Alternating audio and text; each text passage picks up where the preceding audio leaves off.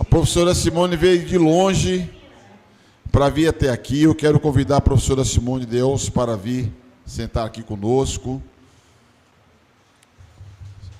Saudar meu mano, cadê o corintiano ilustre, Emerson Osasco, nosso vereador da cidade de Osasco. Pessoal, foi muito bacana, professor Ladislau, abrir essa nossa conversa. E nós vamos agora dar sequência. A pronúncia do nome da professora Simone não é fácil. Como é que fala? Deus. Pronto. Ai, não, professor. Professora Simone Deus é professora da PUC, da Unicamp, professora da Unicamp, PUC é professor Ladislau, professora da Unicamp, e vai nos oferecer aqui uma reflexão que vai desdobrar análise sobre teorias de moeda, sobre finanças públicas, sobre o papel do Estado, sobre possibilidades de estímulo para o desenvolvimento, temas que estão na ordem do dia, temas que têm dimensão tática, mas também têm dimensão estratégica, porque só a tática é incapaz de nos oferecer os caminhos sólidos para que a gente possa projetar uma perspectiva distinta da armadilha que nós, volta e meia, entramos no debate político e público do Brasil. Então, sem mais delongas, lhe passo a palavra, junto com agradecimento pela recepção ao convite, pelo entusiasmo da presença e pelo compartilhamento das suas visões e experiências. Muito obrigado. Bom dia, quase boa tarde, né? Eu quero, em primeiro lugar, agradecer, deputado, pelo convite. Fiquei muito feliz com o convite. Né? Logo em seguida, também, o Antônio entrou em contato comigo e tal. A gente já mantém contato há algum tempo, né? E eu gostei muito da ideia. Eu acho que todos nós aqui que estamos envolvidos, né, na luta da esquerda há algum tempo e atentos aí, né, aos movimentos que vêm acontecendo, aflitos, né, por que não dizer, eu acho que a gente sente falta de um espaço de debate aberto, né, que a gente realmente possa, enfim, né, discutir mais amplamente questões estruturais, o que está acontecendo aí, é capitalismo, não é crise, não é crise do quê? É crise do capitalismo, é crise da sociedade, crise da democracia, é tudo junto, né? Então, a gente realmente sente falta disso e, como disse o professor Ladislau aqui, eu acho que entre os vários déficits que a gente tem déficits de compreensão que são importantes, né? Se a gente conseguir avançar na compreensão de alguns pontos que, às vezes, podem parecer pequenos, mas que são realmente importantes para que a gente possa avançar na luta política, eu acho que isso já é um avanço, né? Então, a minha participação aqui hoje é um pouco nesse sentido, né? O professor Ladislau fez aqui uma apresentação, né, digamos assim, bastante ampla, de caráter filosófico, mas eu concordo integralmente. Inclusive, o título do livro é de uma felicidade incrível, né? Resgatar o papel social da economia, porque esse é o papel da economia, né? A economia, enquanto área do saber, enquanto pensamento, ela tem que ter um papel social, né?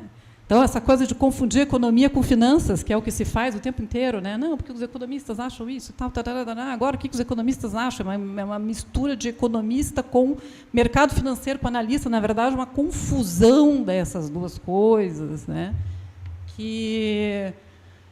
Enfim, que é uma tristeza, no fundo, né? Porque a economia, enquanto área do saber, enquanto aquilo que a gente se dedica, ela deve ter uma função social, né? E lá no início, nos primórdios do pensamento econômico, né? Por mais que a gente possa ter críticas aqui, acolá, porque o Smith, porque não sei o quê e tal, eles eram, sobretudo o Smith, né? Filósofos, né? Na verdade, pensadores que se dedicavam a pensar a sociedade, a transformação da sociedade, para onde que aquilo estava nos levando, quais eram os prós e contras, etc., né?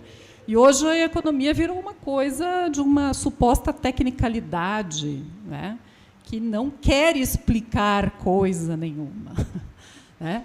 Então, assim, trás de tecnicismos, né, se esconde, na verdade, uma espécie de... enfim, né, usar uma palavra doce demais, uma espécie de condescendência com tudo que existe aí, né? Uma justificativa. Na verdade, a economia funciona como uma justificativa ideológica para tudo que acontece. Não, porque são os preços, porque são o mercado, porque é assim, porque não pode fazer, porque olha como é que o mercado ficou nervoso, olha como é que ele deixou de ficar, papapá. Então, assim, resultados, você não pode fazer nada, não pode nem fazer política, nada, não faça nada, né? Faça nada, porque o mercado pode ficar nervoso, e isso dá inflação, e a inflação é um problema para os pobres. Então, pum. Então, é uma coisa assim, uma distorção completa. Então, de fato, a gente tem que botar um pouco a bola no chão, né? O que é o papel da economia enquanto, vamos dizer uma palavra assim, ciência, né? Enquanto área do conhecimento. E eu vou fazer uma coisa aqui bem menos ampla que o professor Ladislau, né?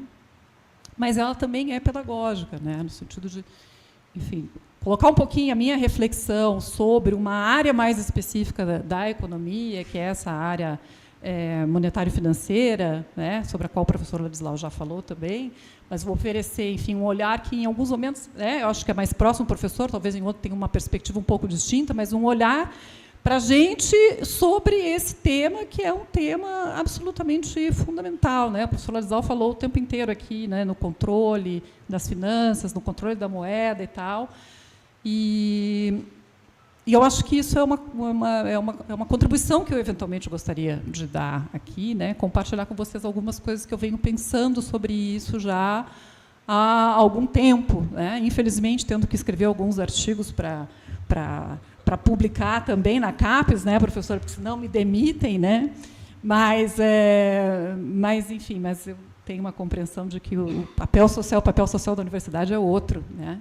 Então, o que a gente tem que procurar fazer é esclarecer a sociedade, eventualmente ajudar a apresentar rumos, tá, para aquilo que a gente tem de problemas, e os problemas são inúmeros, né? Eu achei muito interessante que o professor chamou a atenção todo o tempo, e eu concordo com isso, né? Nós temos que nós temos que ficar atentos para as transformações do capitalismo. Esse capitalismo de hoje não é o capitalismo do século XIX, não é o fordismo, não é o capitalismo da segunda metade do século XX, ele é um outro capitalismo, mas, ao mesmo tempo, a gente também tem problemas do velho capitalismo, a gente tem problemas lá do início, né, misturado com uma tecnologia, né, com coisas assim que eram absolutamente impensáveis, não nem há 200 anos, né, impensáveis, enfim, há 50 anos atrás, há 40 anos atrás. Então, assim, sobretudo na periferia do capitalismo, né? Então, a gente tem o problema do saneamento básico, né? E, ao mesmo tempo, a gente está discutindo a interconectividade e as moedas digitais dos bancos centrais. E aí, enfim, o mundo é assim, ele não vai parar para a gente, né? Não, isso aqui é o problema do século XIX. Não, essas coisas, elas se mesclam e vão dando um bicho que é um bicho complicado da gente entender, né? Que é esse capitalismo contemporâneo, é um bicho complicado da gente entender. Bom, então, a minha fala um pouco vai ser nessa perspectiva, né? Eu tenho uma mini colinha que eu vou olhando e aí a gente vai conversando também. Eu acho que os desafios que a gente tem hoje, né, enquanto sociedade, e recortando um pouco, né, com esse olhar um pouco de economista política, que é como eu me coloco, tá, no debate, né, que são as coisas sobre as quais a gente deve pensar e sobre as quais a gente deve formular, né, que eu acho que são problemas muito, muito urgentes. Então,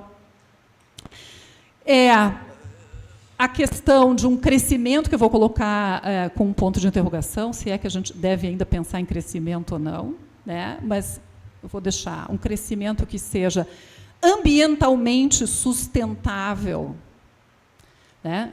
E que faça uma transição justa. Né? Transição justa é um conceito que está entrando no debate, entrou no debate internacional, as entidades multilaterais estão usando esse conceito, que é essa ideia de que, à medida que a gente vai obrigatoriamente ter que transitar para uma economia de baixo carbono, mudar a matriz energética, etc., muitos serão deixados para trás, né? Muitos serão desalojados, não só as pessoas que vão ser propriamente os desalojados climáticos, mas todos aqueles setores que terão que ser superados, né? Setores que terão que ser descontinuados para que, enfim, né? Para que a gente possa continuar nesse planeta vivendo. Todas essas pessoas, elas é preciso olhar para elas, né? O projeto de sociedade, ele tem que ser um projeto que faça uma transição justa. Então, ela não é só uma transição ambiental, ela tem que ser uma transição social. Então, já que a gente está diante desse enorme desafio, que é o desafio climático e ambiental, né? Esse desafio que é um desafio que vai, de novo, e já está, né, batendo sempre nas camadas menos privilegiadas da população, etc. Esse desafio ele tem que ser apropriado de uma forma que a gente, de fato, né, consiga enxergar, formular que a gente tem que fazer a transição. Não vou dar o nome do que a gente vai transitar para onde, né? Na verdade, a minha utopia aqui, que eu estou chamando de utopia aqui, é a democracia. É o aprofundamento da democracia, esse é o adjetivo, digamos, que eu estou usando. Tá? Mas, para a gente aprofundar essa democracia, a gente vai ter que fazer uma transição justa e sustentável. Tá? Eu acho que a gente tem que ter, os desafios que a gente coloca, né, para esse novo momento, para essa transição, são os desafios que tem que pensar na ocupação das pessoas, em ocupações de qualidade. Empregos ou ocupações de qualidade, não vou aqui também fazer uma discussão teórica, né?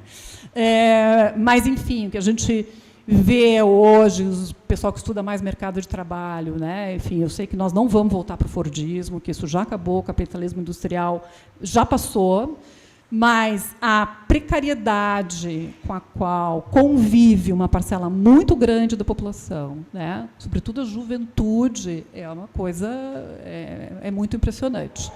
Então, assim, o desestímulo das pessoas em relação ao trabalho em geral, enfim, acho que tudo isso tem que ser pensado como desafios, né, para uma nova sociedade, para uma sociedade mais democrática, para uma sociedade mais inclusiva, para uma sociedade sustentável. Tá? O professor Ladislau falou nisso no começo ao fim, e é isso, né, nós temos sociedades, Brasil e mundo, que são crescentemente desiguais, e as novas formas de apropriação da riqueza, elas realmente são muito mais ferozes e potentes do que as formas antigas, né? Então, enquanto a gente, enfim, né? Não, porque a mais-valia é extraída no processo produtivo, estou fazendo uma caricatura, mas, de fato, nós temos aí as formas de enriquecimento dadas por aquilo que a gente pode chamar de capital fictício, ativos financeiros, né, o conceito que a gente quiser, a partir da perspectiva que a gente quiser, elas são muito, muito potentes, né? Então, enquanto a gente está, bom, enfim, né, fazendo aí uma discussão de aumentar a tributação para aqueles que ganham mais de 50 mil, você aumenta 0,5 da taxa de juros e pumba. Né? Qualquer impacto positivo sobre a distribuição de renda, ele foi imediatamente dizimado, né, por uma atitude, entre aspas, técnica do Banco Central. Então, essas coisas precisam ser compreendidas por nós, o que elas significam, né? E discutidas democraticamente, né? E essas são decisões que a sociedade tem que saber tomar. Elas não são, né, o manejo da moeda é uma coisa importante demais para ficar na mão, evidentemente, da Faria Lima e meia dúzia de iluminados. A moeda é uma das coisas mais importantes, uma das instituições sociais mais importantes, porque ela é potente, portanto, ela precisa ser compreendida, né, e democratizada. Né? Então, e eu acho que a gente tem que, então, aprofundar a democracia. Eu, enfim, que escrevo sobre o Banco Central e tal, essas coisas, tenho usado uma expressão, né, que a gente tem que transformar os bancos centrais em instituições democráticas. Nós temos que democratizar os bancos centrais para o século XXI. Reimaginar a política monetária, reimaginar os bancos centrais. Agora, quando eu estou falando, na verdade, de moeda, eu estou falando mais do que Banco Central, depois eu vou entrar um pouquinho mais nisso, né, se vocês me perdoarem aí, a chatice de economista, mas é um pouco do que eu vim fazer aqui, né? Mas, enfim, estou falando de Banco Central, estamos falando de sistema bancário, estamos falando de fiscalidade. Isto é a moeda de um país, é um sistema monetário de um país. Ele precisa ser compreendido, né, pela sociedade e nós precisamos democratizar esse acesso, né? Então, uma série de jargões que colaram na esquerda, né? Temos que ser responsável na gestão disso, não podemos brincar, é a responsabilidade, tal. Isso tudo colou, né? Como se fazer qualquer coisa fora de um script, que é um script tecnicamente questionável, para dizer o mínimo, né, professora Ladislau? Qualquer coisa fora desse script fosse irresponsabilidade. Não, irresponsabilidade é você não gerir da melhor maneira possível com os recursos que você tem, a sociedade que você tem. Isso é irresponsabilidade. Irresponsabilidade é você, alternativamente, poder fazer uma sociedade muito mais próspera e mais rica, sabendo manejar os seus recursos, inclusive o poder da moeda que você tem, e não fazê-lo. Isso é irresponsabilidade, né? Mas o adjetivo, ele colou, e aí, né, fica difícil o debate. Tá? E a gente tem que reimaginar a política, né? Eu aqui vim aprender a reimaginar a política com vocês. Eu vou falar um papo chato de economista aqui, mas é disso que a gente está tratando. Né? Assim, como é que a gente vai fazer? Para onde que a gente vai transitar? Quais são as nossas utopias? A gente precisa dar um nome para isso ou não? Né? Mas, enfim, então é um pouco isso. Tá? Então, dentro dessa coisa que é muito grande, né, o professor Ladislau falou um pouco sobre sistemas muito grandes, eu vou, então, baixar um pouquinho aqui, recortar um pouquinho, para pegar um conjunto de desafios, que eu estou chamando aqui de desafios monetários. Tá? Esses desafios monetários são grandes desafios sociais, tá? Mas são os desafios que eu acho que estão mais ligados a esta dimensão, né, da nossa vida, que é uma dimensão inarredável da nossa vida, né, que tem a ver com a questão da moeda na nossa sociedade. Né, e isso não é a moeda é uma instituição antiguíssima. Ela é anterior ao capitalismo, a moeda, enfim, tem hoje em dia estudos cada vez mais interessantes sobre isso, né? Enfim, claro que tem toda uma discussão conceitual, o que é moeda, o que veio primeiro, etc., mas, enfim, né? A moeda está lá na Idade Antiga, a moeda está lá no Egito Antigo, a moeda está na Mesopotâmia, a moeda é uma criação humana, é uma instituição social, ela é uma criação humana. Né? E ela é tão antiga quanto o fato das pessoas conseguirem se conectar e manterem relações entre si. Né? As formas da moeda, elas vão se transformando com o tempo e com as tecnologias, né? Que também não são, enfim, as escolhas tecnológicas também são escolhas políticas. Né? Mas, enfim, então, a moeda ela é uma instituição muito antiga, e ela tem lá uma trajetória de continuidades e descontinuidades ao longo do tempo. A moeda do capitalismo já é relativamente antiga, mas ela é muito mais nova. Mas a moeda do capitalismo, que é uma moeda que a gente chama de moeda do capitalismo, posso chamar de moeda do capitalismo, né, com algumas aspas, é mais ou menos esse sistema monetário que começou a se organizar lá pelo século 17, 18 na Europa. Este é o sistema monetário do capitalismo, né, que é o sistema monetário com o qual a gente convive. E, claro, cada país tem a sua especificidade. Né?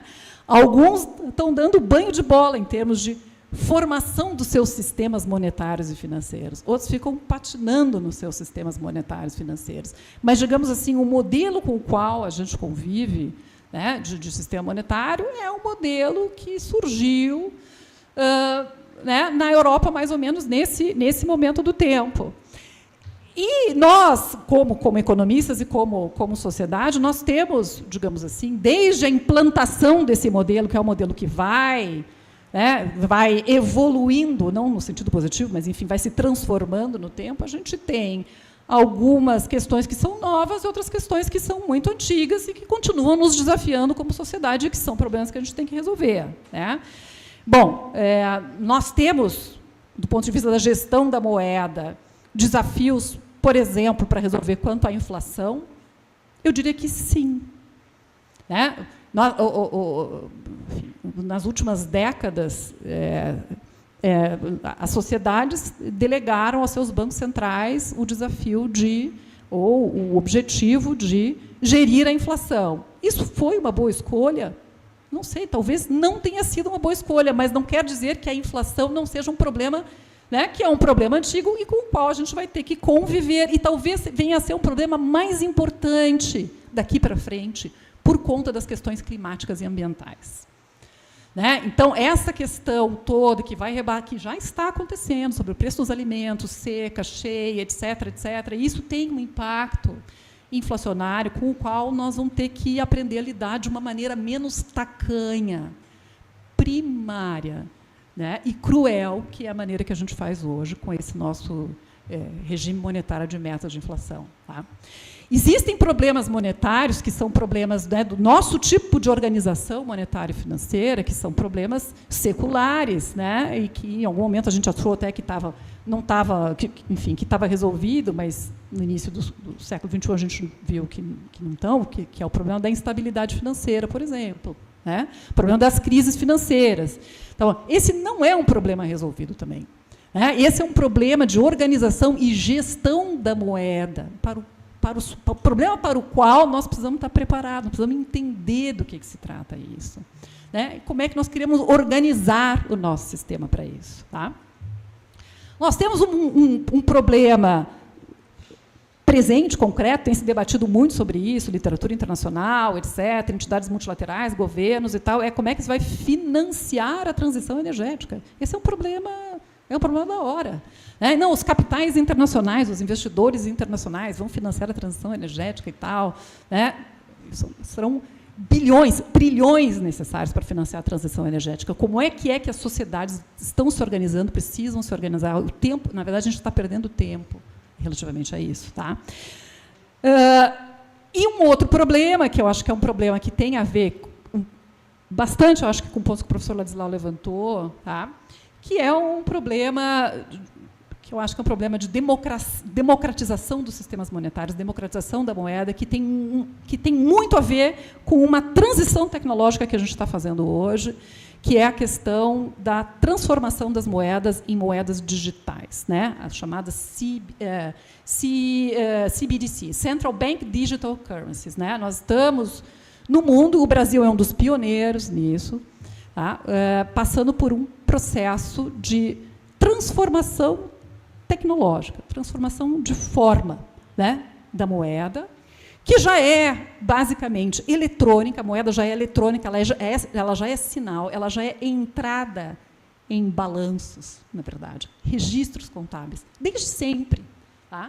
Mas ela era eletrônica há muito tempo e agora ela está passando por uma transição tecnológica do ponto de vista das moedas digitais. Os bancos centrais estão fazendo isso. Isto é apenas uma tecnicalidade?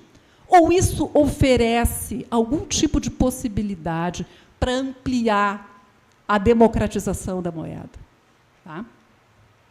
Então, acho que ponto de partida para a gente tentar reimaginar, né, reimaginar uma política monetária, reimaginar o que é o Banco Central, reimaginar uma gestão de moeda. Tá? Em primeiro lugar, tentar compreender o que é um pouquinho da história da moeda, da natureza da moeda, das instituições do sistema monetário, né? Que é uma coisa muito obscura, né? Para muita gente. Né? Enfim, o que é a moeda? A moeda é um material, a moeda era o ouro, né? A moeda é uma commodity. Né? E hoje em dia, o que é a moeda? Eu diria que, em primeiro lugar, a moeda é uma instituição social e política. Isso que a moeda é. Né? Uma certa dimensão. Ela é uma instituição que as sociedades criaram. É um produto da imaginação humana. Né? É isso que é a moeda. Né? E ela é uma instituição da sociedade inexoravelmente ligada ao poder. Né?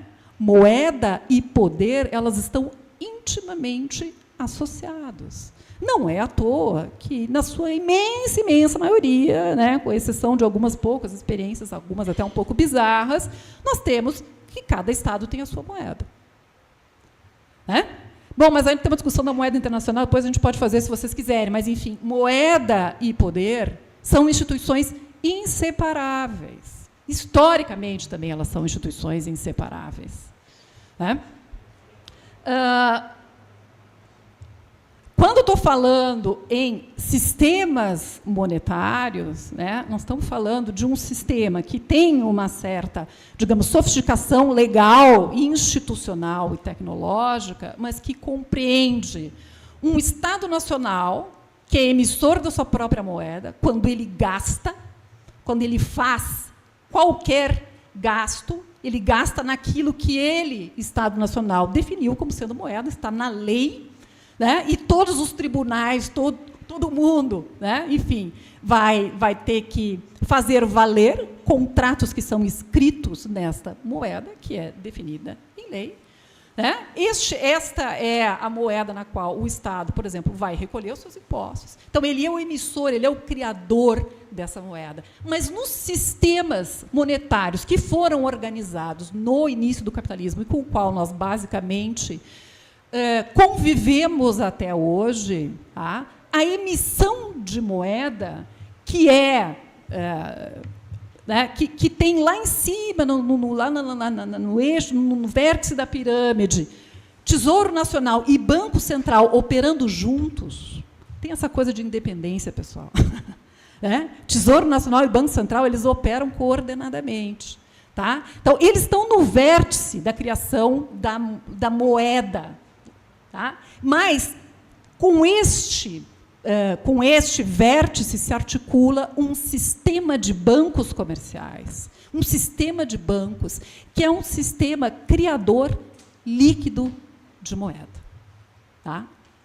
Os bancos emitem moeda como crédito. A moeda é uma relação de crédito e débito. Né?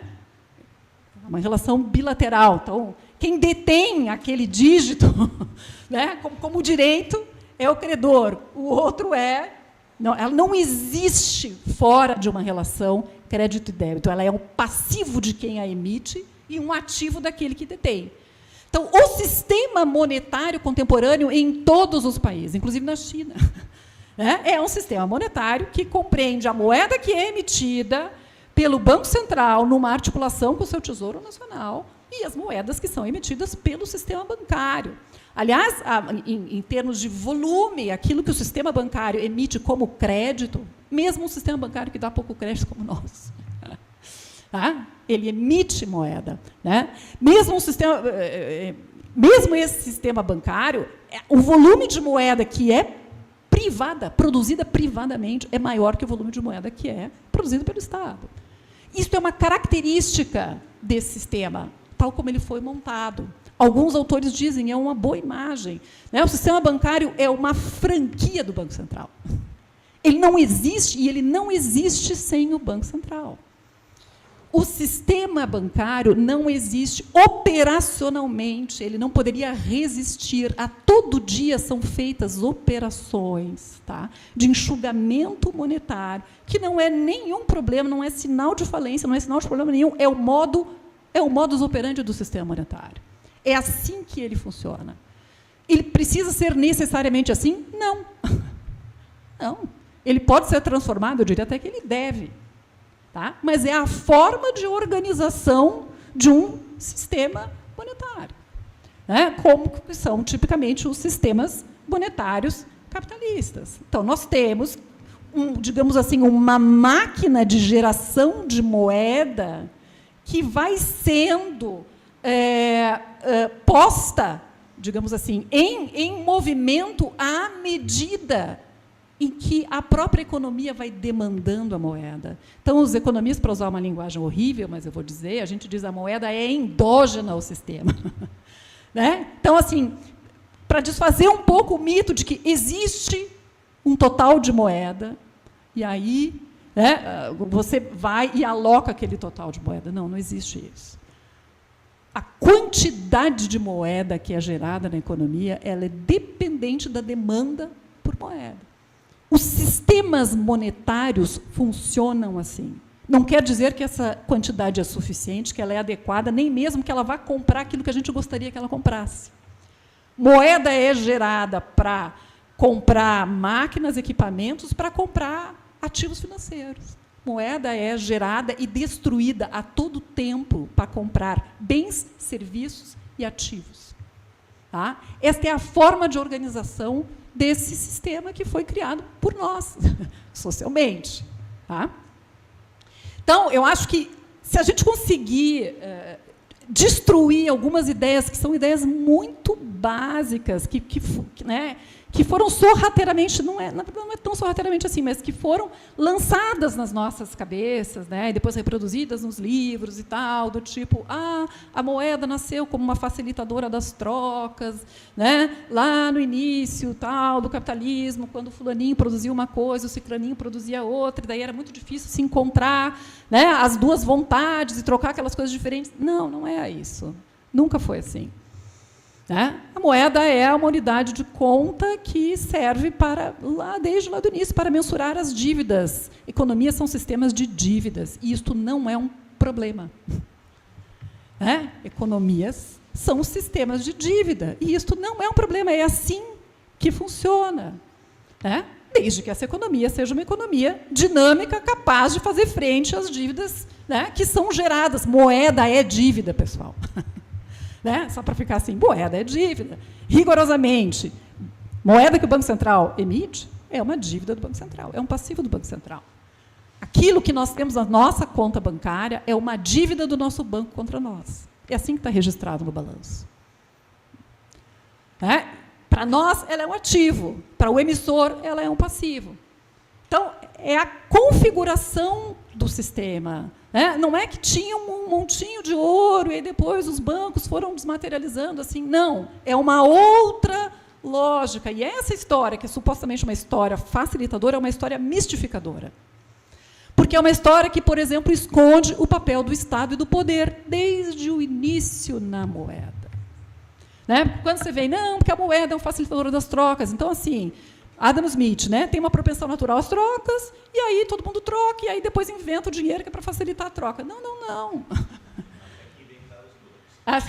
Depois inventaram os bancos, tal e tal. Não, se não tivesse banco, não tinha nem capitalismo, na verdade. Se não tivesse banco, não tinha capitalismo. Se não tivesse banco, não tinha revolução industrial. Financiamento é uma coisa importantíssima para as economias. Financiamento é moeda. Financiamento é moeda, moeda é crédito.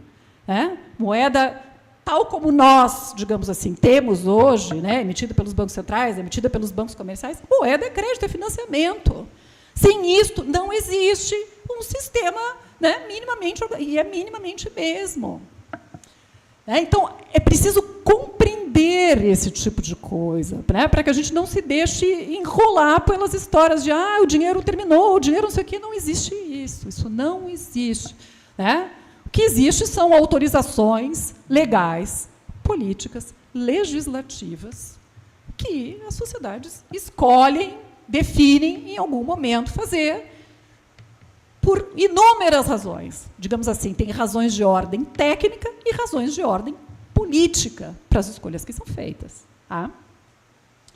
Então, outra coisa que eu queria chamar a atenção é a gestão da moeda, que a gente mais modernamente identifica só com o Banco Central. Eu já fiz essa ressalva, mas eu vou de novo chamar a atenção. Ela é indissociável da questão fiscal. Quase que a gente pode dizer que as duas coisas são a mesma coisa. Então, do que se trata o tempo inteiro, a discussão, depois o Paulo Clias vai falar, enfim, o pacote, o arcabouço e tal, tarará. Trata-se de quanto dinheiro a mais o Estado vai emitir, ou de quanto dinheiro a mais ele vai destruir sob a forma de impostos. É isso. Com implicações diversas. Inclusive, a gente pode dizer, olha, isso aqui tem implicações inflacionárias. Pode ter. Não é uma questão que a gente não deva passar. Né? Mas as implicações são diversas, só que assim, isso é uma coisa mais, né, eu diria mais complexa, mas é muito mais interessante. É uma conversa de adulto, né? Não é essa conversa assim, não, porque acabou isso, agora não pode, não vai mais ter onde tirar. Não. Eu acho que tem que ter uma conversa realmente de adulto sobre esses temas que são temas da maior importância, porque é aí que a disputa política se dá. Né? A disputa política se dá em torno disso. Tá? E aí, necessariamente, a gente vai ter que destruir o mito do Banco Central independente. Não existe Banco Central independente. Banco Central independente, nós agora já temos um Banco Central autônomo e existe uma lei que está no Congresso para dar mais um passo no sentido de transformação do Banco Central autônomo num Banco Central independente. O Banco Central são entidades políticas. Eles precisam ser entidades políticas.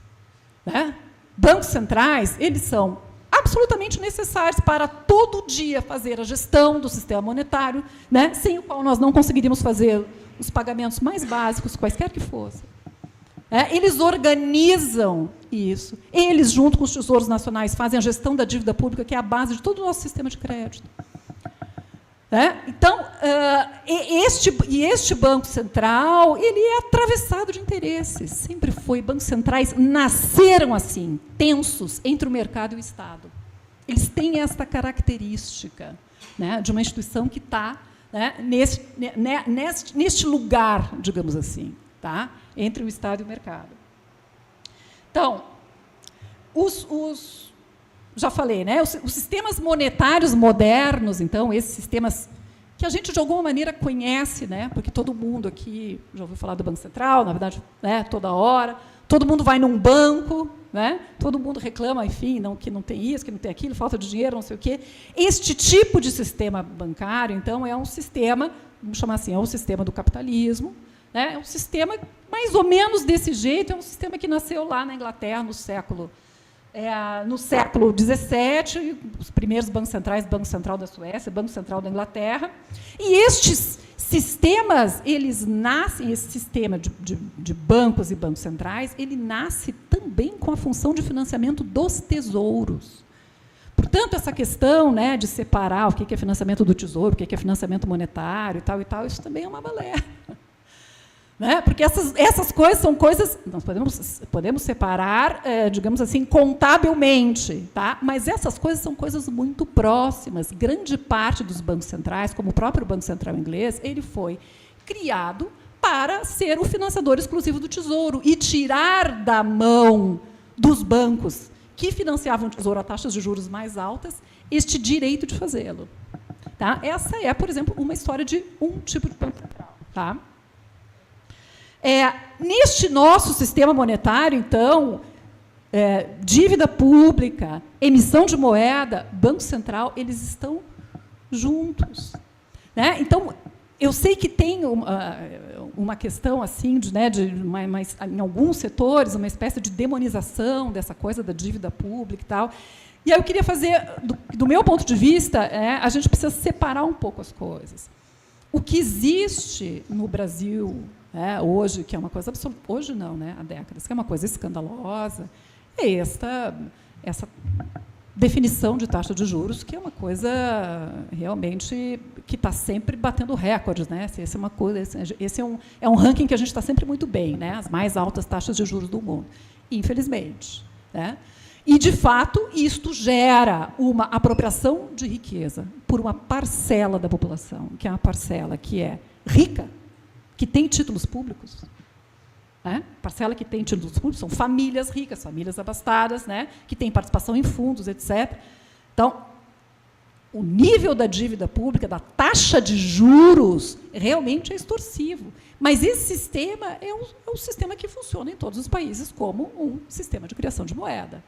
Tá? Então, é uma coisa que também é um pouquinho chata, às vezes, de entender, mas que precisa ser compreendida para que a gente faça, do meu ponto de vista, a crítica correta, e consiga, a partir daí, também avançar. Tá? Bom, eu tenho aqui uma coisa... Falar um pouquinho sobre criação e evolução de moeda.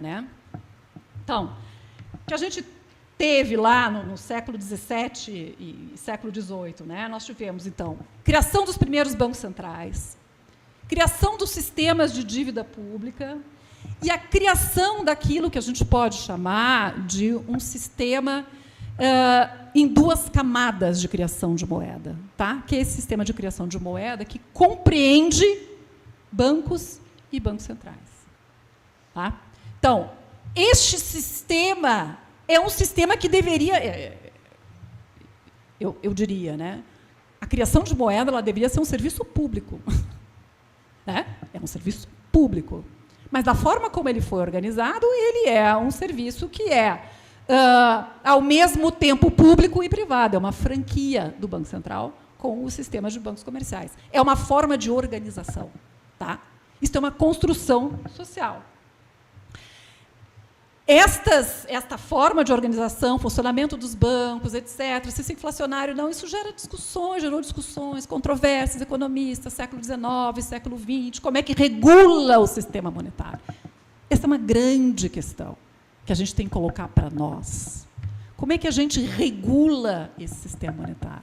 Primeiro, para que a gente quer esse sistema monetário? Como é que ele funciona, como é que a gente quer que ele funcione e como é que a gente regula esse sistema. Né? Ao longo da história, várias tentativas já foram feitas. E, ao mesmo tempo que a gente, né, muitos economistas críticos apontam que no século XX aconteceu uma transformação muito abrupta e que deixou o capitalismo muito mais instável, muito mais difícil de manejar, que foi o chamado fim do sistema de Bretton Woods, né, no século XX, quando a gente tinha, né, as taxas de câmbio fixas, etc. Por outro lado, eu diria, também foi um momento de emancipação, em certo sentido. Por quê? Porque, finalmente, o vínculo da moeda com o ouro, que é uma coisa que não faz absolutamente nenhum sentido, ficou para trás. Né? E a gestão da moeda, ela passa a ser uma gestão puramente política, se vocês quiserem. Né? Porque, se a gente pensar meio, eu faço isso com meus alunos frequentemente, gente, bem com eles, pessoal, sabe que a moeda não tem lastro, né? Aquela coisa de aluno típica, né? Olha para o lado e tal, olha para baixo. Pessoal, tem lastro ou não tem lastro? Não sei o quê e tal, né? E aí eu pergunto, agora vamos pensar assim, vocês acham que tem algum sentido no mundo a quantidade de moeda que a gente tem? Eu não vou nem discutir o que é moeda, mas, enfim, a quantidade de moeda que a gente tem ter a ver com o que, né, existe embaixo da terra de metal? Qual o sentido disso? Este tipo de vínculo que foi feito historicamente, que, na verdade, mais não se usava do que se usava, mas tudo bem, né? É uma forma de você constranger burramente o sistema monetário, controlar burramente o sistema monetário. Né? Impor uma coisa, digamos assim, de fora, uma restrição, os economistas falam, uma restrição quantitativa, material, que não faz sentido. Né? Então, de novo, não é que nós não tenhamos que gerir e ter restrições. A questão é entender o que é o sistema e como é que a gente deve fazer essa gestão. E o que é restrição e o que não é restrição. Né? Então, o mundo se enrolou nisso, os economistas se enrolam nisso o tempo inteiro, alguns porque não compreendem, outros porque não querem, outros porque não interessa. Né? Mas, enfim, ao longo da história, muita coisa já foi discutida e tal sobre isso, e é importante que a gente, de alguma maneira, tente se iluminar sobre como isso acontece, né? para poder avançar. Tá? Então, assim, tendo superado, então, né, o Bretton Woods, o vínculo do dólar com o ouro e tal, a gente passou para uma fase mais emancipada do ponto de vista da gestão da moeda, então, professor, acabou aquele negócio do vínculo do dólar com o ouro? Não. Não. Por quê? Porque aí foram impostas politicamente, né, e aspas, né, tecnicamente também, restrições outras à gestão da moeda, com a qual nós estamos lidando dramaticamente até hoje, num dia da marmota que nunca termina. Né? Que são essas restrições que a gente se coloca de Banco Central independente, né? Arcabouços monetários, teto de gastos, etc. Então, no fundo, tudo isso é uma questão de como é que você vai fazer a gestão da moeda e a disputa política em torno disso, né? Em torno desta forma, né, de ativo, que é a moeda, enfim, de tudo aquilo que ela dá direito a quem a detém. Tá certo? Então, assim, é isto, né, que digamos assim, que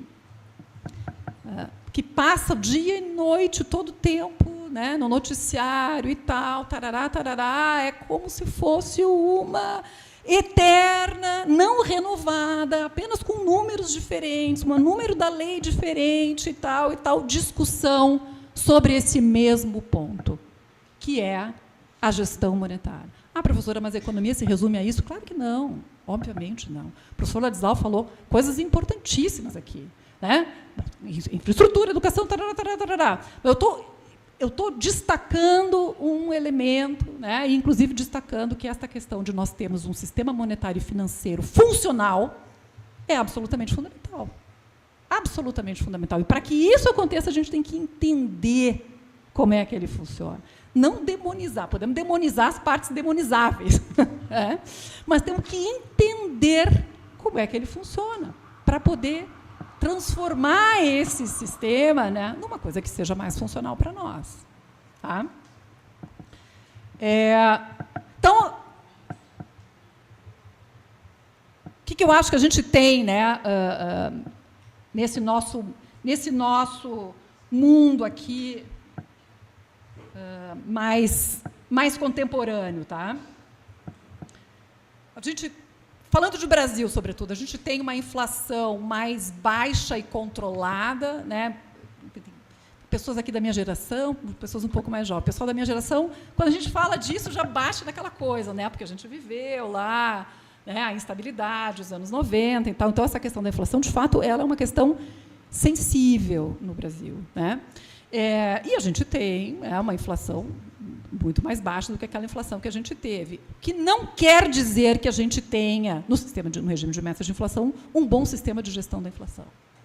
Tá? E eu volto a dizer, essa questão da inflação, ela não é uma questão desimportante, gente. Né? Imagina aqui que todo mundo tenha ficado atento aí ao que aconteceu nos Estados Unidos, etc., etc., né? O que, pelo menos, a imprensa nos trouxe é que este tema da inflação foi uma coisa que pegou muito nos eleitores americanos. Então, assim, nós não podemos descuidar dessa questão. Tá? Isso não quer dizer que o Banco Central tem licença para matar.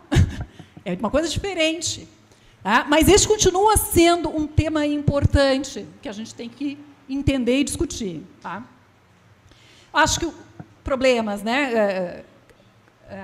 O aumento da concentração de renda, crises como a crise de 2008, por exemplo, que, né, muitos de nós, enfim, quem já estava um pouco na roda, imaginou, meu Deus, agora o neoliberalismo acabou, né? Acabou, depois disso tudo e tal. Não, né?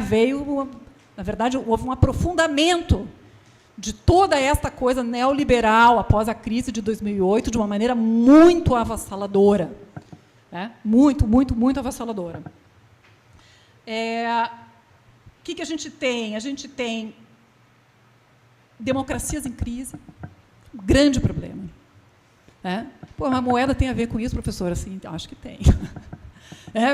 A mensagem que eu estou querendo passar é o seguinte: se a sociedade não compreender e não quiser democraticamente gerir isto, que é uma das suas instituições centrais, vai ser muito difícil um bom funcionamento da sociedade. Muito difícil. E é isso que a gente está vendo aí nas últimas décadas. Tá?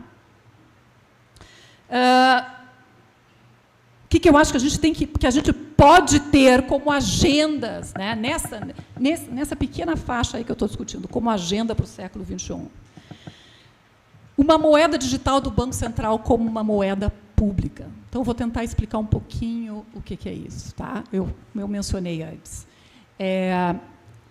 Muitos bancos centrais do mundo, e o Banco Central do Brasil é um dos mais avançados. Na verdade, a gente tem um corpo técnico no Banco Central, que é espetacular, né? E, de fato, tem um projeto de DREX que já está bastante avançado, um projeto de moeda digital. Não sei se alguns de vocês acompanham isso. Né?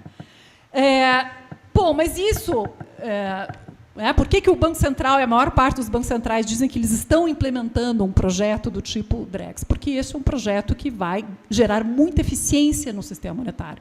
Digamos assim, facilitar enormemente os sistemas de pagamento, né? Gerar redução de custo, permitir que outros tipos de tecnologia sejam conectados a essas tecnologias de transferência monetária, enfim, né? Eficiência nos negócios, está certo. Isto é uma dimensão da coisa.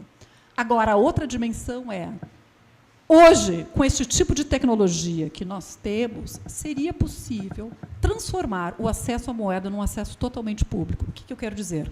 Hoje, para a gente conseguir fazer o pagamento, nós precisamos ter uma conta num banco, certo? Num banco privado. Isto não é necessário, não seria mais necessário.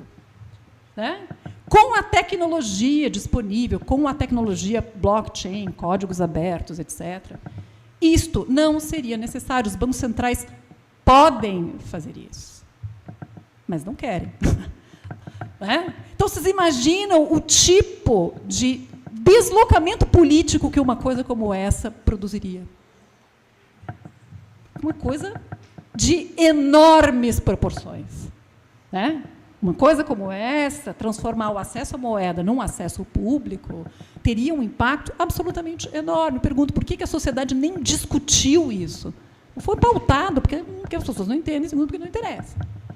Né? Não quer dizer que também, porque isso não está sendo feito, não possa vir a ser feito no futuro, mas é um grande tema, gente. É um grande tema. Uma tecnologia como essa, né, permite hoje uma coisa que realmente seria muito mais difícil até 10, 20 anos atrás, porque como é que você ia chegar e dar, né, papel, moeda para uma pessoa que mora lá, né, vou usar o meu estado, no Rincão Gaúcho e tal. Hoje não. Hoje é muito fácil, a pessoa não precisa ter uma agência bancária, você é um caminhãozinho. Você precisa ter um sistema que funcione perfeitamente. E o Banco Central poderia fazer isso. Então, os bancos iam acabar, não estou dizendo isso. Né? Os bancos, como provedores de crédito, continuariam a fazer o seu trabalho. Mas o sistema de pagamentos e recebimentos não precisaria ser atravessado pelo sistema bancário, como ele é hoje. Todo o sistema de pagamentos e recebimentos da economia ele é atravessado pelo sistema bancário. Isto é uma forma de organização. Né? E isto poderia ser reorganizado. Então, esse é um tema, é uma agenda que eu acho que são coisas que a gente precisa pensar. Tá?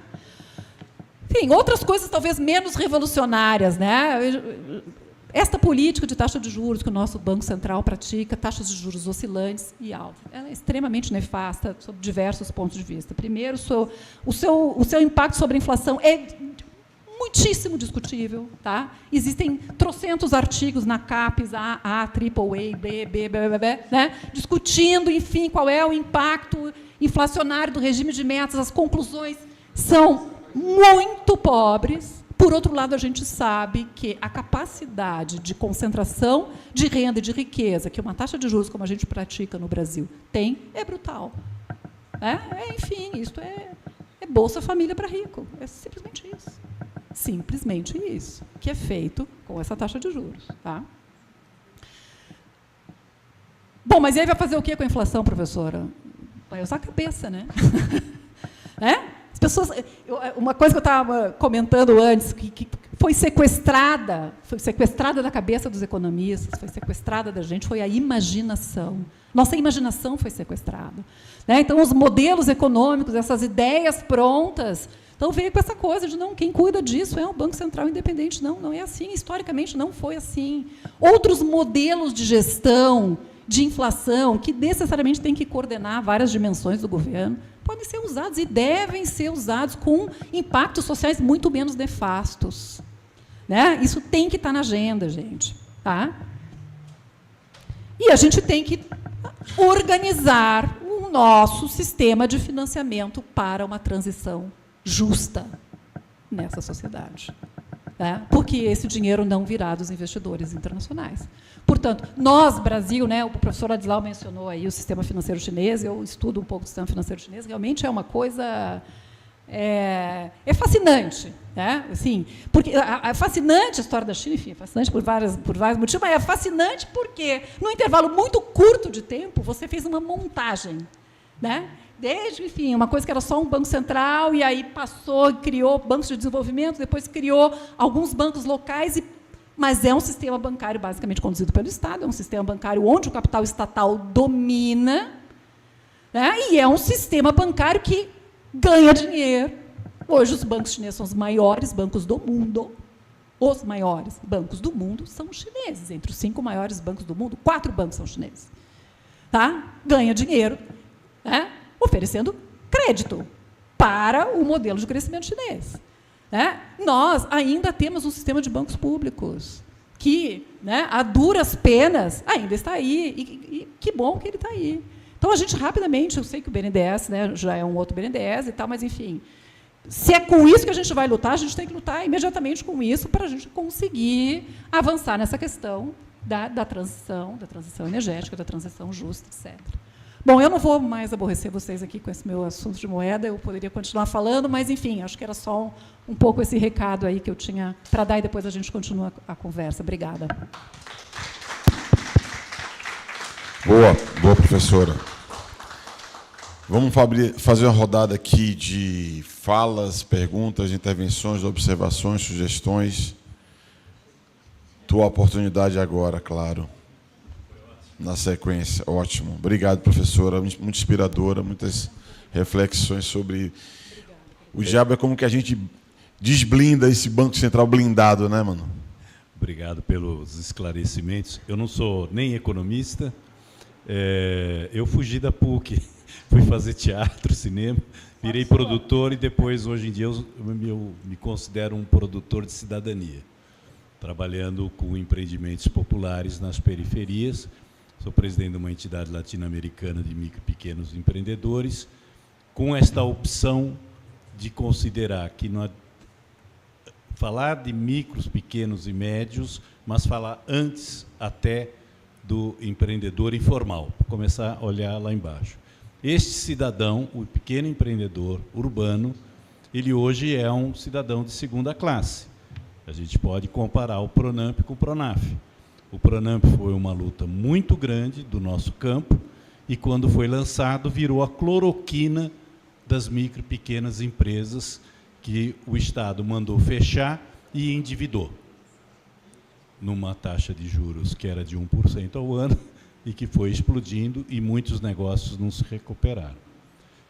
Mas eu não vou entrar nesses detalhes, porque eu me interesso muito pela economia e eu aprendi com o professor Dalbo, e cada vez que eu escuto a Leda Paulani, eu te escuto hoje, fica cada vez mais claro para mim que é indissociável.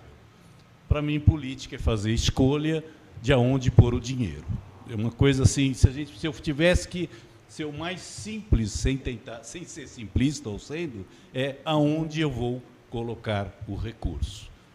E o que nós vemos é que a gente acaba repetindo os erros nos governos do nosso campo, e até eu tenho um exemplo, que eu acho que o deputado foi ministro de esportes na época dos grandes eventos, onde se usava a compra pública dos eventos para, lembro, no Rio de Janeiro, lá no Pan-Americano, então as comunidades produziam peças. Tudo. Então, quando a gente fala de escolha, é, por exemplo, a compra pública. A compra pública, que são bilhões e bilhões de reais, sem você precisar gerar nenhum centavo de imposto novo, você podia direcionar a compra pública para a inclusão econômica social.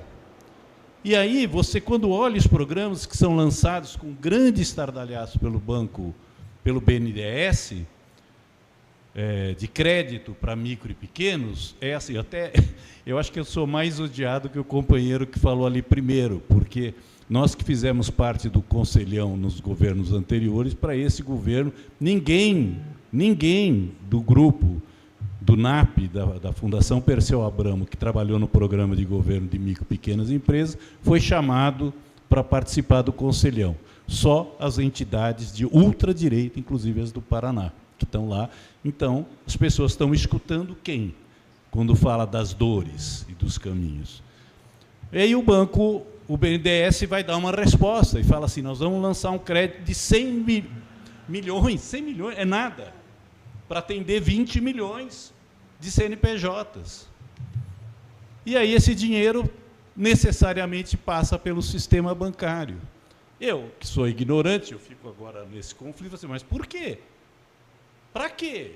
Se o Bolsa Família chega no Bolsa Família, lá na periferia, por que eu não posso ter um cartão? Então, eu anotei só 4 desperdícios, eu vou colocar bullets aqui para colocar. Nós somos um país que desperdiça recursos naturais, agravado com o programa Exportar é o que importa, que desde o regime militar transformou os nossos recursos, em vez de serem recursos para atender o mercado externo, e eu não sou contra exportação de excedentes, mas virou um país que quer produzir para exportar. Às vezes facilita, o Pronaf nasceu até com apoio do agrobusiness, porque assim ninguém se preocupava, você tinha a agricultura familiar ali abastecendo o mercado interno e com o lobby do agrobusiness deixando eles exportarem. E eu nunca entendo muito bem o que fica de dinheiro e de recurso da exportação para o benefício social. Eu entendo porque eu achava que tinha uma caixa enorme, que nem do tio Patinhas, que estavam os dólares lá. Mas depois eu fui aprender que esse dólar não está lá. Ele vai para o FED, vai para o Banco Central Americano, que controla todas as importações e exportações do mundo inteiro, inclusive com o escritório da CIA dentro do FED. Pelo menos segundo um outro companheiro nosso, que foi ministro do Equador, o Pedro Paes, que criou o sucre, que foi uma das moedas que circularam entre os países bolivarianos. Então, nós temos essa perda de recursos naturais. Nós não temos contrapartida para a exportação. E esse dinheiro fica lá aplicado, ele se emite uma letra, pagando um juros baixo, e nós aqui, eu acho que a letra do Tesouro Americano paga 4%, mas depois o governo brasileiro emite uma letra para colocar no mercado a 10,5%, que é a Selic. E a taxa daquela campanha do BNDES passa pelo sistema bancário e a Selic mais 5%. Aí você quer fazer a compra pública de uniforme, que tem uma margem mínima, 15% matou. Então, esse empreendedor popular da periferia vai pedir dinheiro ali no entorno. O que faz bolo, usa fogão, vai pedir crédito na Casas Bahia, numa taxa de juros às vezes maior. E a inadimplência é quase zero. Quando você usa a compra pública para fazer a inclusão econômica de coletivos de MEIs, transformando em coletivos de produção sem patrão, a inadimplência é zero. Do jeito que está em 46%, em torno disso. Tá? Porque se você, todo mês, as minhas costureiras da Casa Verde, que o professor Dalbo citou, desse trabalho de articulação territorial que a gente faz lá, elas têm que apresentar certidões negativas. O outro grande desperdício que a gente vê é do conhecimento popular. Ontem eu estava na reunião, eu sou também coordenador do Comitê Temático de Acesso ao Mercado, pelo setor privado e pelo setor público, é a Apex, e a gente vive numa briga porque a Apex quer só falar de exportação e eu quero falar acesso ao mercado público e privado nacional, até para preparar as pessoas para exportar, utilizando este roteiro. E aí nós temos um grande desperdício popular. Eu vou dar só um exemplo que eu vi quando nós estávamos num projeto de fibras de peixe lá no Marajó. Programa Minha Casa Minha Vida resolve fazer habitações, a ideia do programa, maravilhoso, tudo bem, só que nos moldes, desconsiderando o saber local. Aquele saber do adobe, que a pessoa faz uma casa lá no norte, naquele calor, e se mantém, a casa, você não precisa pôr ar-condicionado depois, ela é destruída, aquela casa, para fazer uma casa de bloco cerâmico que não suporta o clima local. Por quê? Porque o programa também é desenhado por lobby de determinadas empreiteiras. Outro exemplo que eu vou dar, ainda lá no fórum, lá atrás, eu fui do Conselho de Desenvolvimento, do Conselho de Desenvolvimento, não, do Conselho das Micro e Pequenas Empresas do Governo do Rio Grande do Sul, na época do Tarso. Quem é do Rio Grande do Sul? Aliás, todos. Procurem conhecer o que foi o programa Fornecer, que era um programa de compra pública, que começou vendendo pãozinho nos presídios, do lado dos presídios, comprando das padarias ali do lado. Resultado, que todo mundo achava que o pãozinho ia ser mais caro, no relatório do SEBRAE do Rio Grande do Sul, do programa Fornecer, a economia foi de 60%. em vez de fazer a compra diretamente do outro. Então, nós desperdiçamos. O outro exemplo que eu vi do Rio Grande do Sul, Ministério da Educação chega lá no Conselho e fala: agora as micro e pequenas empresas podem fazer carteiras escolares de plástico com esta máquina ou de madeira com esse desenho. Daí você fala assim: mas você conversou lá no território, por que não de palha de arroz? Por que não de outras fibras da Amazônia, com a riqueza toda que tem? Por que cada território não pode desenvolver a sua tecnologia? Mas não, nós temos uma lógica que desenvolver tecnologia ambiental é trazer grandes corporações alemãs para cá. Como se nós não tivéssemos na nossa academia pessoas capazes de, junto, transformar o saber popular em tecnologia. Só para falar, por que eles queriam na casa de adobe trocar pela casa? Porque com a chuva ia tirando aquele barro. Só que hoje existe um negócio que foi sintetizado, que é a baba do cupim. Alguém já viu algum cupim desmanchar com a chuva? Não desmancha. Basta você, depois de feita a casa, passar aquele produto. Você faz estrada com aquilo. Bom, outro desperdício que eu vejo, aí veio, nós tentamos, junto com o Antônio, fazer a Altercom no passado. Isso é uma coisa que nós precisamos rever, como criar um sistema de comunicação para democratizar a comunicação, entendendo que nós não vamos fazer nenhuma alteração do modelo econômico sem alterar o modelo político. E aí eu acho que tem uma chamada para os vários jornais do nosso campo para falar isso. E como recomendação, falando aqui do programa chinês, eu recomendo fortemente, porque nos inspirou muito, o programa Líder Europeu. Líder quer dizer ligações entre ações de desenvolvimento da economia rural.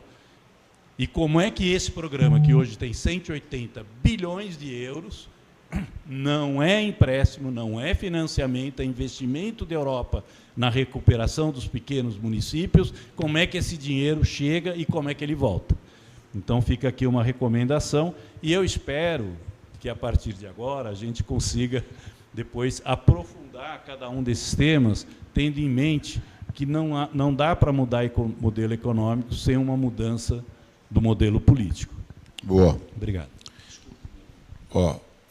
Que eu registrei aqui o Antônio. Alguém mais? 2. Alguém mais?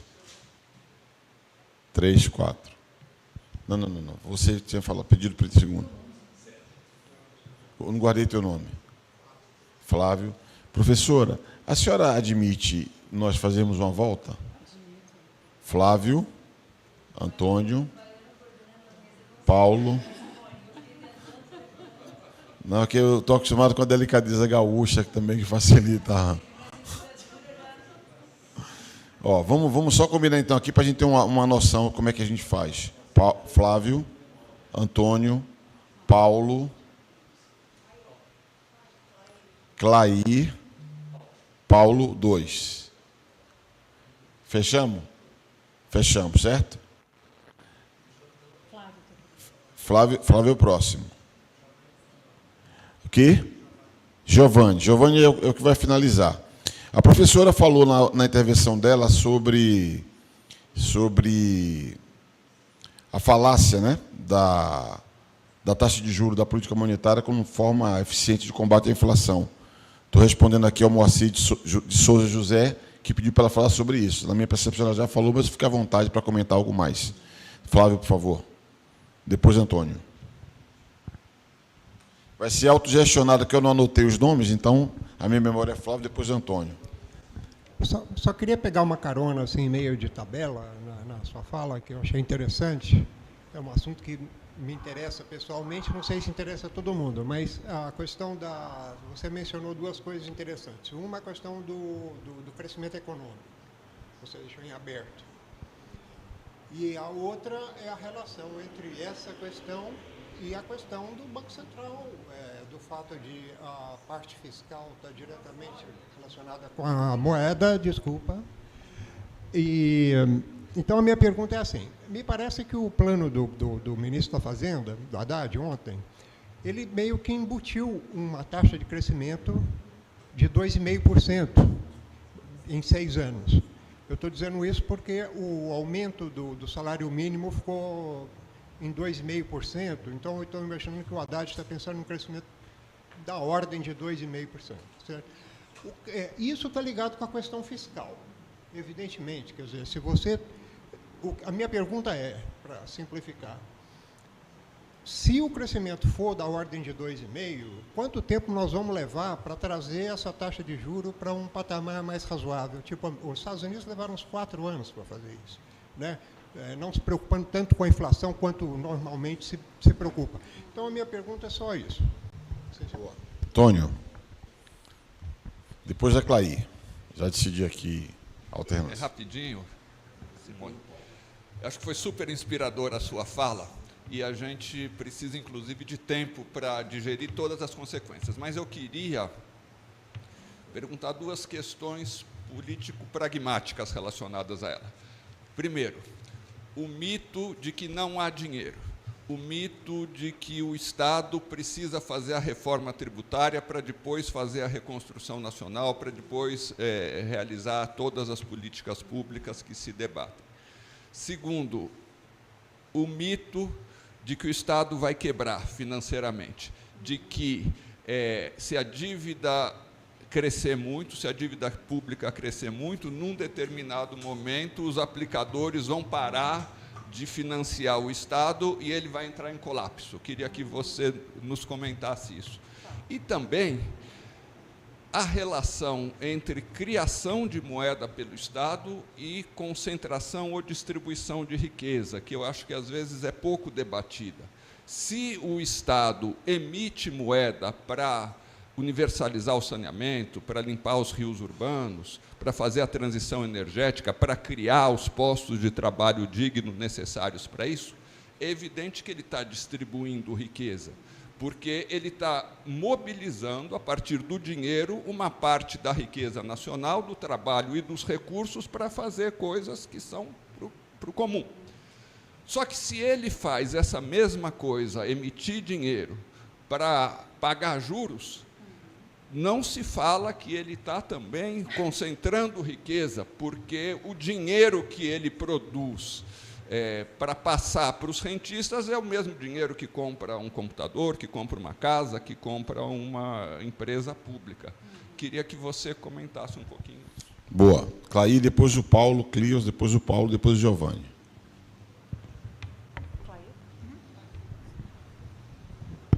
Em respeito à forma de todo mundo aqui, eu vou ser bem breve, fazer uma pergunta bem objetiva. Eu queria ver a sua opinião sobre a questão da nova criação de moeda dos BRICS. Queria ver a sua opinião sobre isso e qual o impacto que isso causa no mundo e os efeitos e o que poderia causar.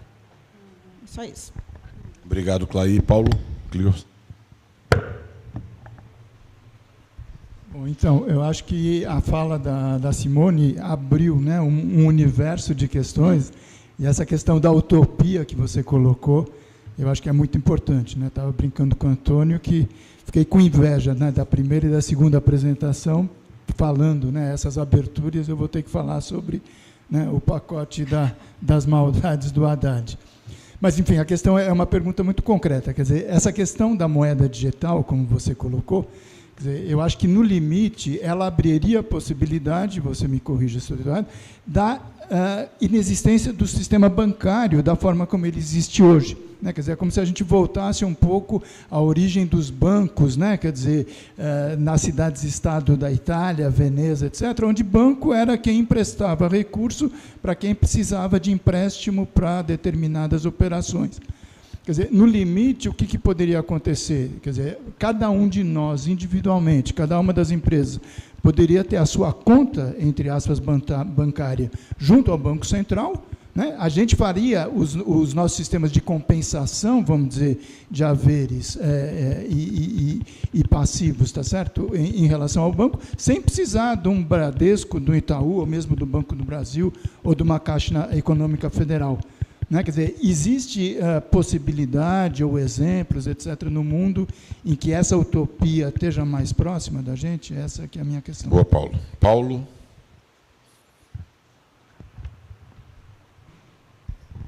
Eu sou Paulo Gil, Paulo Clias, Paulo Gil, um xará mais ilustre. Bom, a minha pergunta, você podia falar um pouco mais da relação entre tributo e moeda, ou entre tributação e política monetária? Porque a gente aprendeu que o tributo financiava o Estado. Pelo pensamento que você desenvolveu, não é bem assim, ou pelo menos ele se financia depois do gasto feito. Ou seja, há funções também extrafiscais que são as mais importantes. Seriam as mais importantes. Ou se é um misto das duas coisas, é um financiamento a posteriori com extrafiscal, com função redistributiva, que no debate liberal eles reafirmam isso. É o tributo que financia e eles vão no limite aqui no Brasil. Não importa como você está arrecadando, importa que você vai gastar nas políticas públicas. Essa, aliás, foi a linha de intervenção da esquerda até há pouco tempo, até 2018.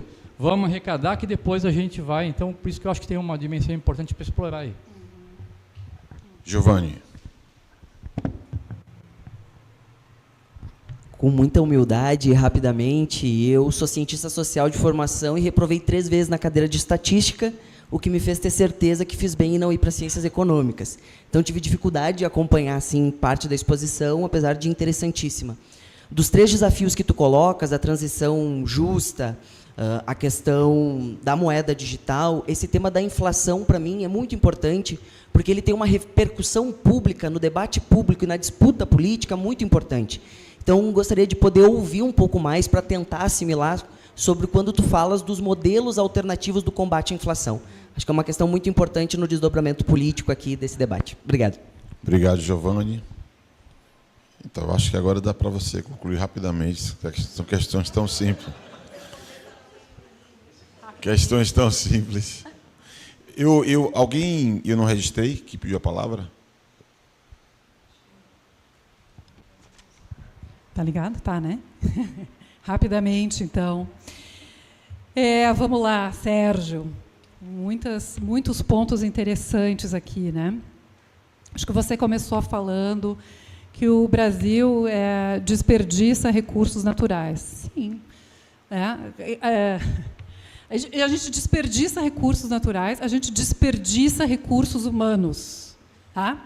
Então, o nosso modelo econômico, digamos assim, é um modelo de geração de desemprego, né, gente?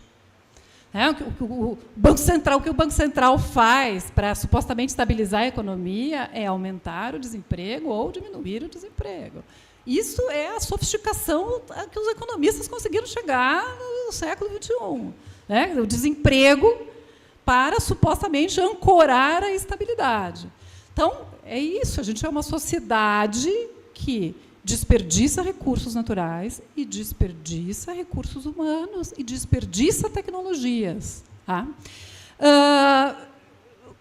Assim, o dinheiro é uma forma de mobilizar os recursos. Né? O importante é a existência dos recursos. Então, a gente não deveria desperdiçar os recursos que a gente tem. O dinheiro é muito fácil de produzir. Enfim, o dinheiro é endogenamente criado. Enfim, tem uma complicaçãozinha, mas, enfim, o problema são os recursos. O problema é não ter recursos. E o problema mais burro ainda é você ter recursos e desperdiçar os recursos, porque você diz que não tem dinheiro, sendo que dinheiro é uma coisa que você faz com um bit, é uma coisa digital. E antes era uma fichinha. Esse não é o problema.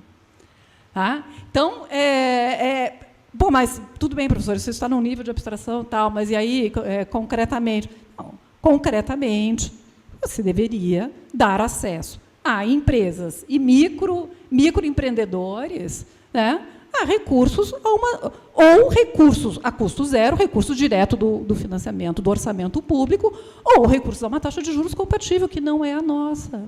Não é a nossa. É possível você organizar um sistema de cooperativas, de crédito, de bancos públicos para isso? Claro que sim. É necessário fazer isso. Por quê? Porque, senão, a gente vai continuar desperdiçando recursos e tal. Você falou uma coisa que eu quero desenvolver aqui um pouquinho, que é o negócio da exportação. Né? exportar é o que importa e tal, né? Então, esse é um ponto que vale a pena desenvolver um pouquinho, né? Então, eu estou dizendo aqui, olha, a gente não tem problema de criar reais, né? Mas a gente não é uma economia, e o nosso governo não é um emissor de dólares, nem os nossos bancos são emissores de dólares.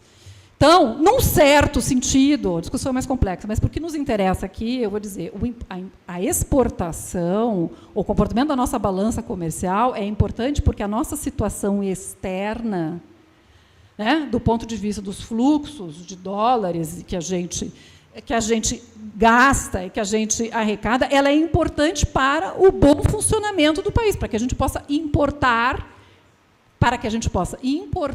e aí ter uma economia próspera. Né? Então, assim, não é exportar por exportar. Claro que aí tem uma discussão mais sofisticada, as empresas, o mercado externo e tal, que também faz parte. Tá? Mas, enfim, tem uma preocupação com o nosso resultado externo. E nós, uma economia como a brasileira, que é uma economia que teve várias crises externas, ela tem um certo trauma disso, assim como o trauma da inflação. Então, esses problemas são problemas que têm que ser olhados, mas eles têm que ser bem compreendidos. Essa mistificação também é uma coisa que eu acho que precisa ser ultrapassada de alguma forma. Flávio. Bom, se eu não tiver, depois a gente continua conversando, né? Porque eu acho que são muitos, muitos temas, né? Flávio, você me disse, se o crescimento for de 2,5%, né? Porque, enfim, o arcabouço é 2,5%, né? O máximo de crescimento, o salário mínimo agora é 2,5%. Sua pergunta, se o crescimento for de 2,5%, quanto tempo leva a taxa de juros para um patamar razoável? Eu vou dar, assim, eu vou fazer uma resposta, digamos, dura, tá? Mas eu quero provocar mesmo. Uma coisa não tem nada a ver com a outra. Tá? O Banco Central do Brasil, assim como qualquer banco central, ele faz o que ele quer com a taxa de juros no momento em que ele quer. Tá? Se o Banco Central decidir amanhã que a taxa de juros vai ser de... Como ele vai decidir, né? Vai ser, daqui a 2 semanas, vai ser de 11,75, ela será. Se o Banco Central decide, mas por quê, professor? É por força da mente? Não. Por quê? Porque o Banco Central ele é o chamado emissor monopolista de reservas, que são os recursos que os bancos acessam no chamado interbancário, que é um sistema que articula bancos e Banco Central. Ele é o único que oferta isso. Então, sempre que existe um ofertante monopolista na economia, ele dá o preço. Em qualquer setor, em qualquer segmento. Monopólio, se você tem monopólio, você dá o preço. O Banco Central é o ofertante monopolista de reserva, portanto, ele dá o preço do dinheiro. Mas então quer dizer que, enfim, o Roberto Campos, o Galípolo, amanhã acordou e tal, chega lá e diz 5%. Poder até pode, vai quebrar todo mundo. Por quê? Porque está todo mundo posicionado, as operações foram contratadas e tal, com esta taxa de juros. Tá? Então, o Banco Central, veja, a inflação, ela não tem a ver com esse crescimento de 2,5%. Isso é uma história que contam para a gente todo o tempo, não, porque agora 3% e tal.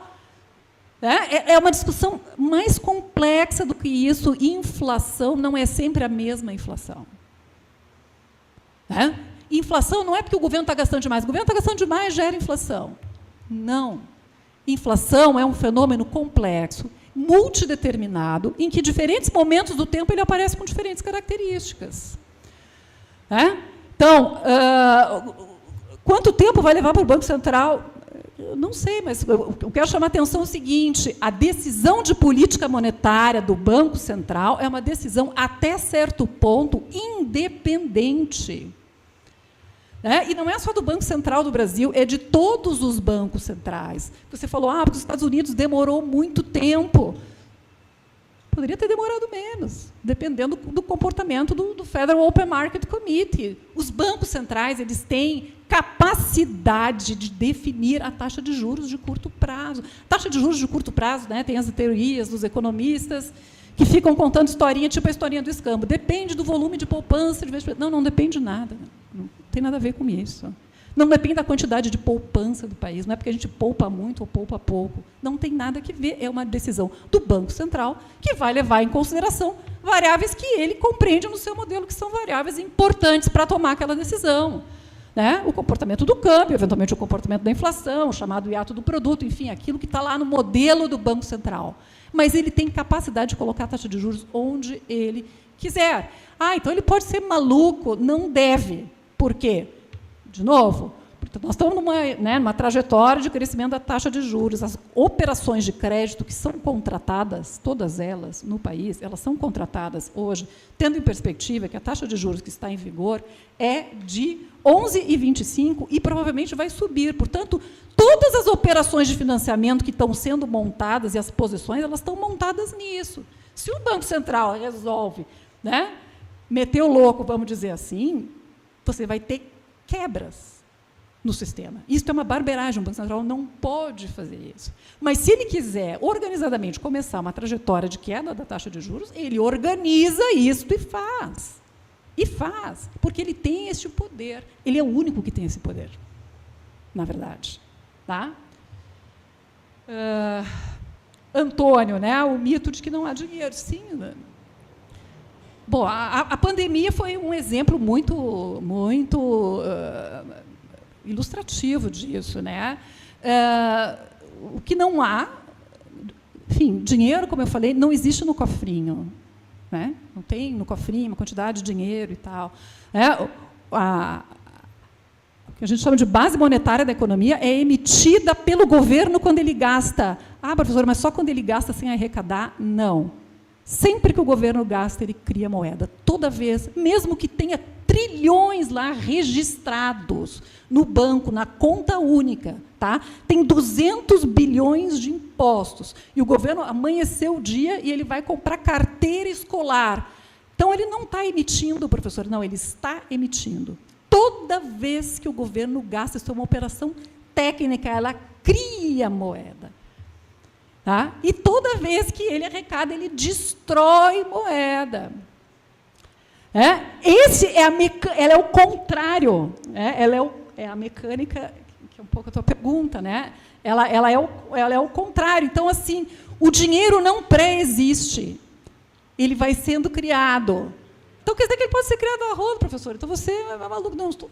Eu não falei isso em nenhum momento. A gestão monetária é crucial. Portanto, entender o que seja isso e as consequências, o poder disso e as consequências é importantíssimo. Né? Então, assim, não tem dinheiro... porque o dinheiro é que nem a dona de casa. Não, aí vem, né, a Juliana, como é que é? A Juliana Rosa e tal, os nossos repórteres de economia, né? Papá, é assim que nem na nossa casa. Nem na nossa casa é assim, as pessoas se endividam. Né? As pessoas estão muito endividadas. Empresas trabalham com financiamento o tempo inteiro. Mesmo no Brasil, é isso.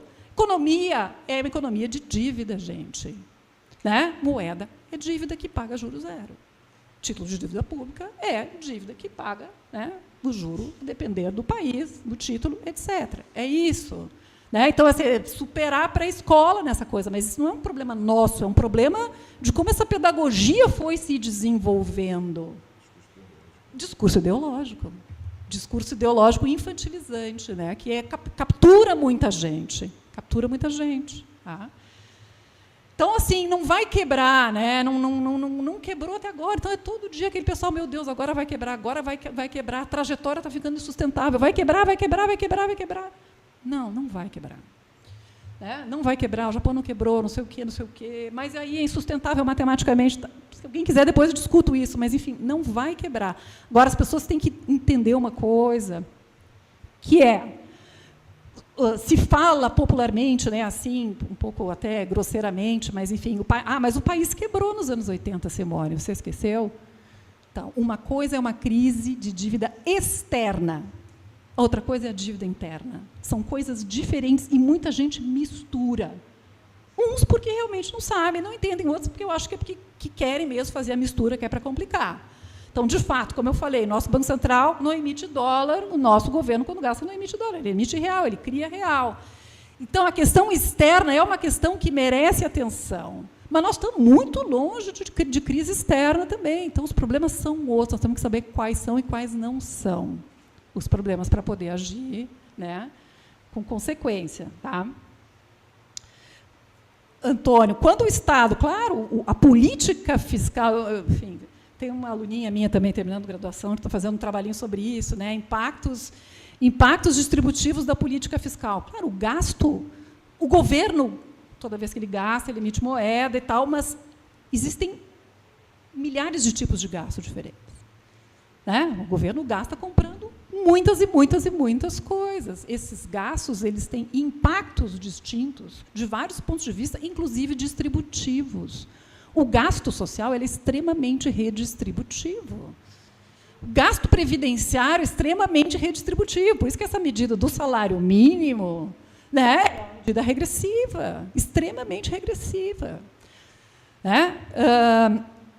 Agora, e o gasto, que é um gasto com juro, é um gasto regressivo. Gasto com juro é gasto para pessoas que são ricas. É banco, mas os bancos são detidos por, em última instância, pessoas, famílias. Inclusive essas que detêm os conjuntos culturais, né, ali.